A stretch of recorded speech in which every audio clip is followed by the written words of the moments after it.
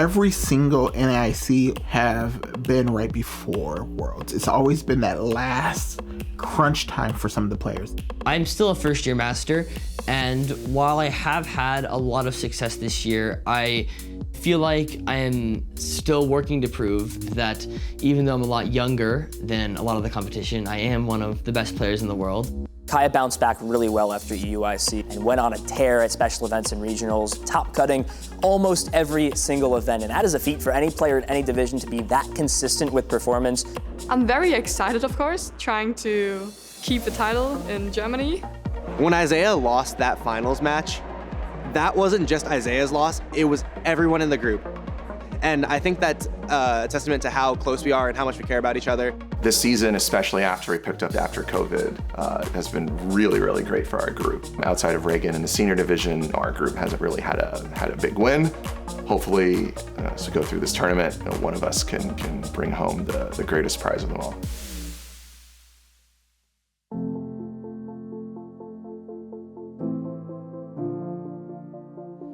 Love you, buddy. Love you, Ember.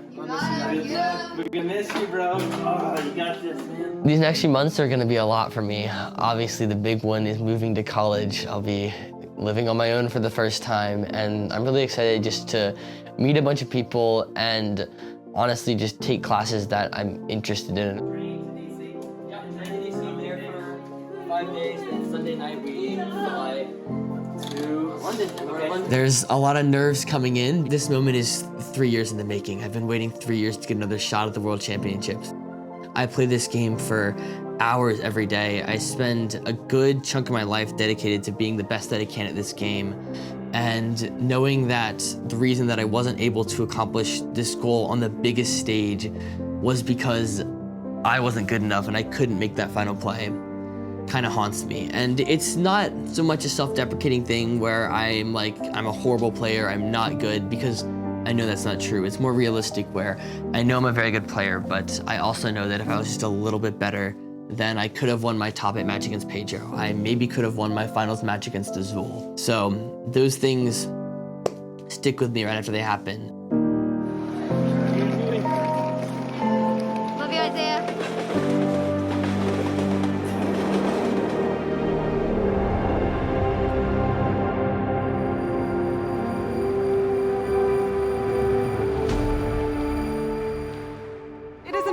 To welcome everyone to the 2022 Pokemon World Championships. The World Championships is finally here. There has never been Worlds like this. It is the first World Championships in Europe, and the fact that we've had to wait a little while for this particular World Championships means that all of the hype and all of the excitement is here right now on that center stage. Stage is huge. It's even bigger than last Worlds. It's so exhilarating to walk into this hall and see all these players are here for the same reason. All these fans are here because they love Pokemon, they love competition, they love seeing the best battle it out. All the top competitors, they have to put in hundreds of hours just to even have a chance to end up making it to the top. Creo que este tipo de eventos es uno de esos en los que se enciende la pasión de estos niños, en los que podés ver cómo su amor por el juego empieza a crecer y crecer.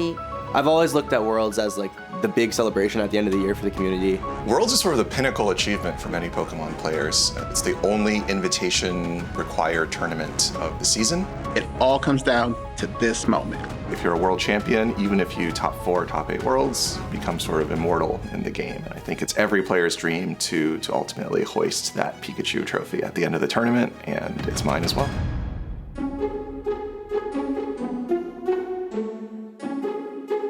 Back for a scrapper? Bro, that match was free. You don't need anything. No.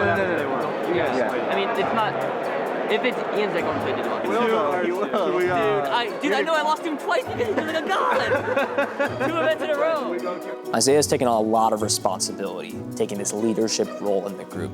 And it shows that he's able to do that because he's earned the trust of all of these group members. Making a deck selection, making these big decisions going to events, it's not as easy as it seems. There's a lot on the line. And to really put trust into Isaiah shows that these group members feel confident in his choices, in his selection, and his skills to get them to where they need to be. He is one of the best players that this game will ever see, and the fact that he's so young and has so much time in the game is terrifying.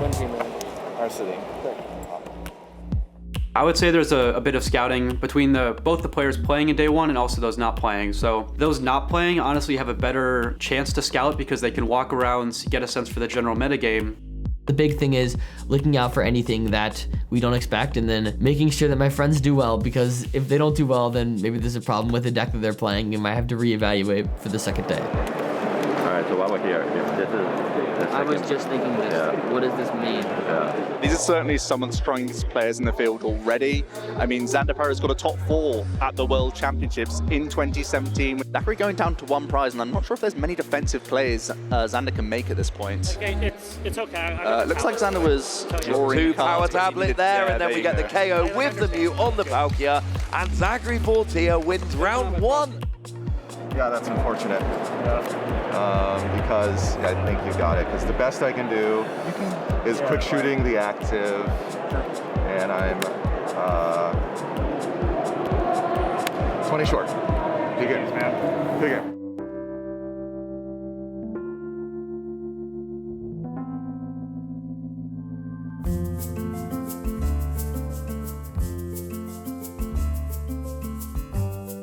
Competing at Worlds always feels different than any other event for me. In the season you play for the points and of course also the title, but the Worlds is just a bit bigger, is a bit different.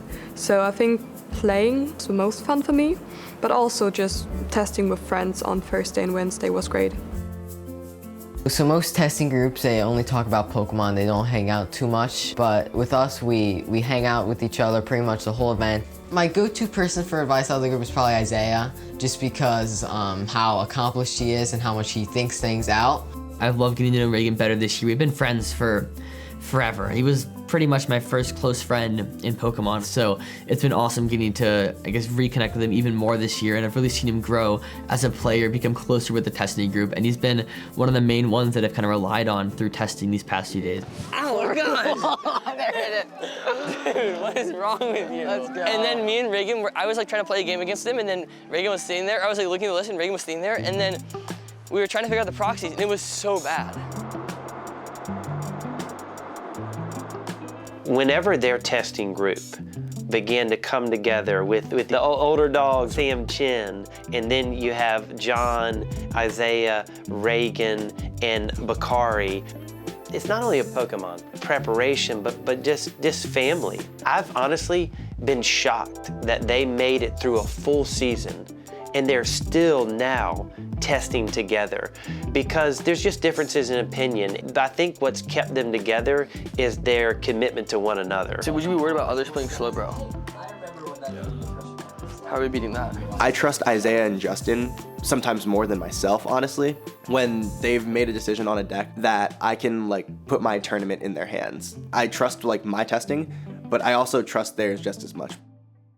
I want to play Palkia because the deck is like, I love the deck, and like I mean, I think that the deck beats the Zard deck, but I also know that Palkia didn't do very well today, and I don't want to play the deck and then like, I don't know, it just doesn't have very matchups. But then Reggie like sucks. Like I feel like if I played Reggie and I do bad, like I'm just asking for it. That'd be good.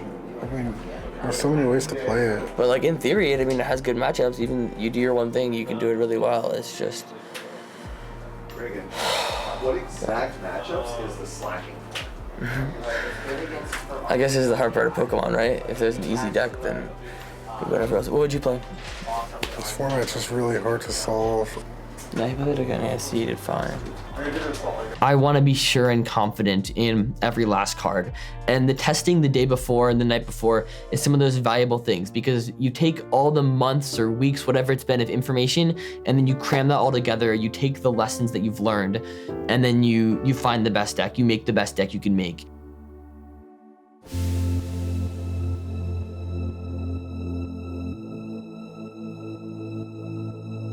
I think a lot of being a day 2 player is holding your nerve in day 1, making sure that you stay confident and strong in your own team so that when you come to play the Pokemon game, you're gonna have that confidence and not be thrown by any kind of shenanigans you saw in day 1. Isaiah, Justin, and John played Palkia, the deck that they played at NAIC and Milwaukee. Going into Worlds, Palkia had a huge target on its back. I mean, the biggest vulnerability for Palkia is that because it's the labeled best deck in format, everybody has some sort of strategy against it. In round 1, John was playing against Diego Castellaraga, world champion in 2017. For John, it was a really tough matchup because Diego's deck had some aggressive counters that were designed to stop John's deck right in its tracks. I ended up playing an Arceus variant, which I've been playing all season, and I was pretty confident going into it that I would take a good matchup against Palkia, which is by far the most popular deck in Worlds. Probably 50% of the meta at Seniors was Palkia, which is crazy for just one deck.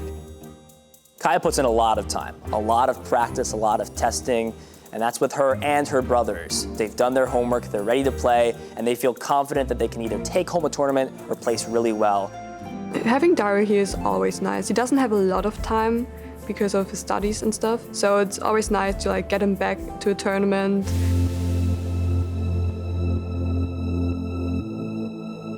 Isaiah is 4-0-2, 2 wins, and he's in top 8. He gets matched up against Stonejourner. Now I'm operating off of it's a bad matchup, we can still beat it. I sit down with Reagan and John, and they say it's unbeatable. The most common way we win is we'll Marnie him early, and he'll sit on nothing.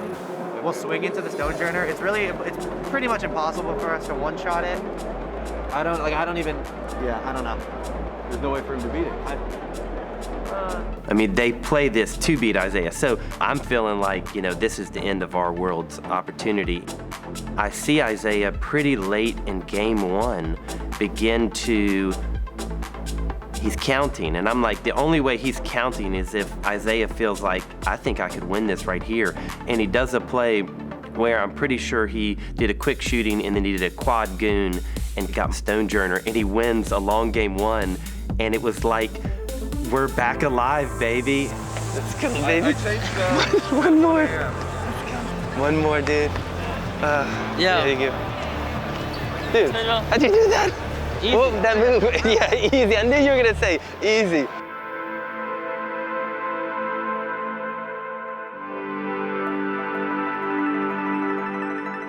I was 4-1-1, so I need to win my next 2 to make top 8, and we've seen that there are 8 Palkias, 1 Urshifu, and about 2 Arceus. And I'm fine with all those matchups except the Urshifu, which is pretty much an auto loss. And my opponent was shuffling his deck, and as he was shuffling, an Urshifu slid out.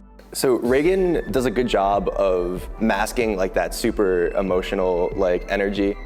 I know that it being his last World Championships really meant a lot to him, and he really wanted to get that big finish.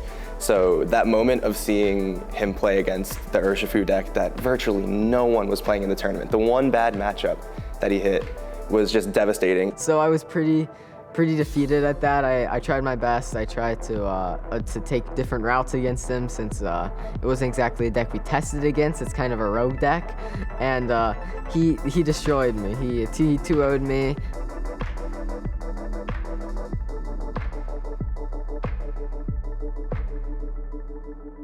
When you have a plan, when the game is going good, and you can just play, and you feel like you can win this game, that feels so exciting for me. Well, of course, I wanted to make top 8 and maybe even defend my title. But in the end, I was happy with like any placement as long as I had fun playing.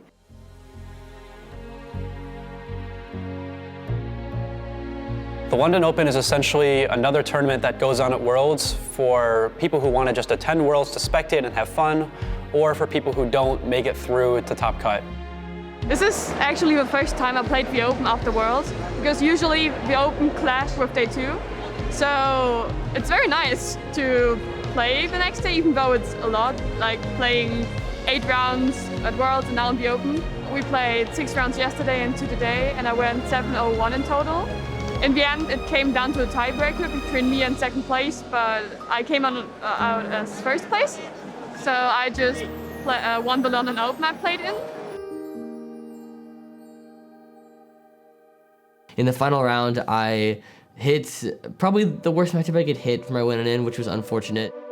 I would give the matchup about a 90-10. It is just a horrible matchup for him. We hit a deck that obviously was built to beat Palkia, and that's okay though. You know, Isaiah feels fine playing against Pikachu. It's Pikachu Jolteon, which is even worse, and Isaiah says, you know, it's winnable. Isaiah needed a miracle to win that matchup. How'd your tails? Fair. I'll go first. I am no longer in the tournament. The only person in the group that's alive is Isaiah. He's 402. Isaiah has high goals for himself as a player. He really wants to prove to everybody that he is one of the best players. He knows he has the skills to do it, and he's confident in himself, and that's what really allows him to drive himself. His whole goal of showing up here at Worlds is to say, hey, I've shown that I can place at regionals, I've shown I can place at internationals, let me show you that I can perform at the world stage as well, and if I do all that, you've got to consider me to be one of the top players the game has seen. We start watching the match, and game 1, Isaiah quickly gets a big knockout, gets a second knockout, and Isaiah takes game 1 pretty quickly. So we are 1 game away from top 8 at Worlds. I mean, the dream is here.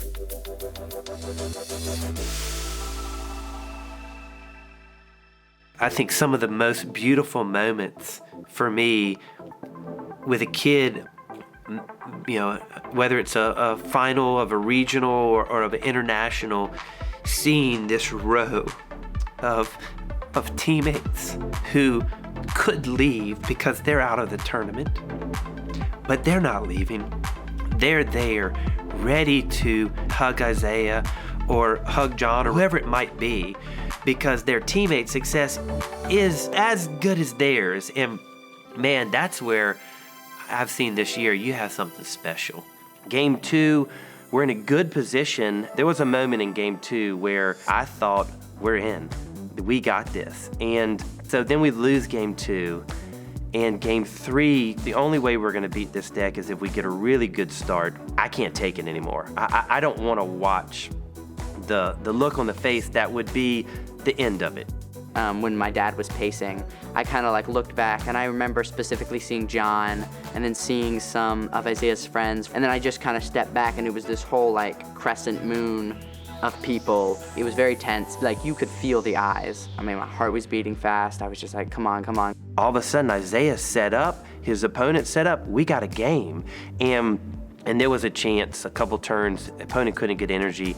I thought, we're still gonna figure this out. Of course, Isaiah, you're gonna figure this out. I mean, it was obviously winnable because I just dominated him the first game. And so I was just thinking as I was shuffling up for game 2, come on, just give me like one of these next 2 games. Let me draw really well, or let him dead draw, and then let me be able to get this final slot.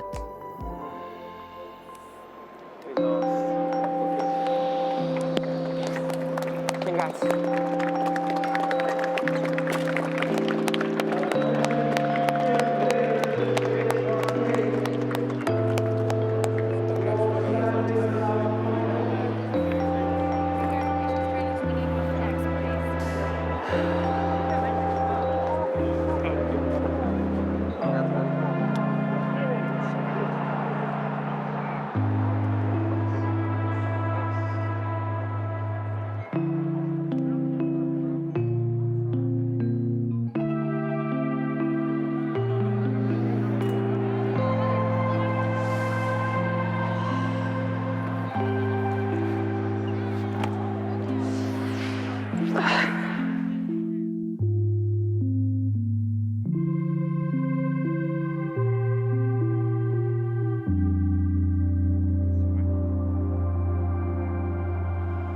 when that round 8 ended and he's sitting there alone, it's almost an image of the passage of time. Like a world has passed. That was an opportunity.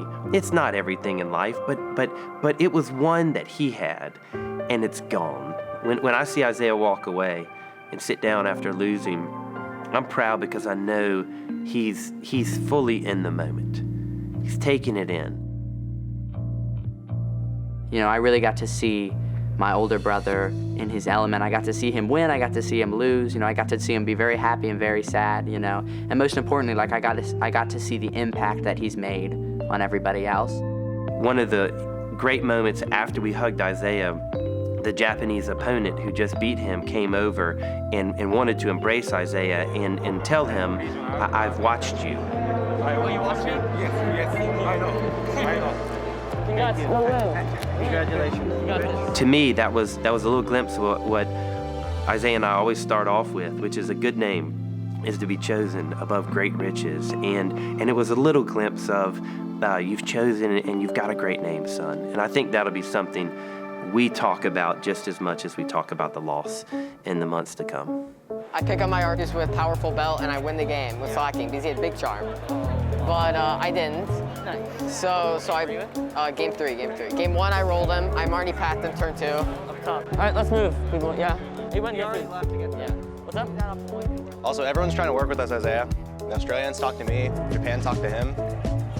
I feel like everyone in the group showed that we are probably the most dominant group in the game right now. It really means a lot to me, like a lot, that I finished up there with Isaiah and Justin, the 2 people I work the most with, and that I was able to finish the season ranked 3rd in North America. I was able to finish #1 NA, which has always been my goal, and I was able to win 3 regionals this year. Feeling really good about aging up to Masters, actually. I forgot to register for the Open, or I would be playing my first Masters tournament. Isaiah and Justin and John also decided to sit out. I think they were pretty wore out from yesterday.